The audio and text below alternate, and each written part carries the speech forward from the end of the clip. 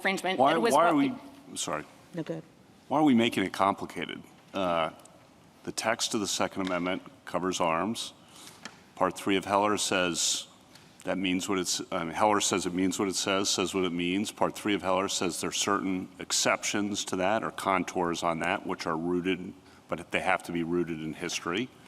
Here, there's no sufficient history supporting the regulation, end of case. Isn't that kind of the straightforward way rather than getting into this whole new elaborate pretext analysis, which, as Justice Kagan says, sounds like what we moved away from? So absolutely, the case could rise and fall on the lack of history and tradition. I think the one— It's pretty simple, right? Your position is there are no sufficient analogs. Usually when, as Heller says in Part 3, when you're looking for a historical tradition that justifies an exception to the textually expressed right, it's got to be a deeply rooted tradition, broadly consistent over time and broad among a lot of states. You don't have anything like that here. So it's just kind of, from your perspective, pretty simple. From our perspective, it's an overdetermined case. I think the reason you might want to go on— Why not just, why didn't you lead with that? I don't understand why you led with the other argument, and it maybe neither here nor there at the end of the day, but I was trying to figure out why.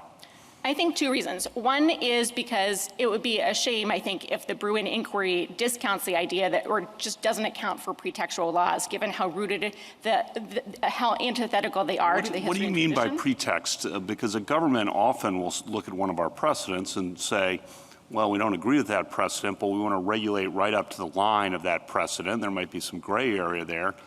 I mean, we don't call that pretext every time when a state government does that in the First Amendment. No, and I understand. I don't want to fight this too hard because I think we are in agreement that this is an easy case at the end of the day, and every single way you look at it, there's no history and tradition.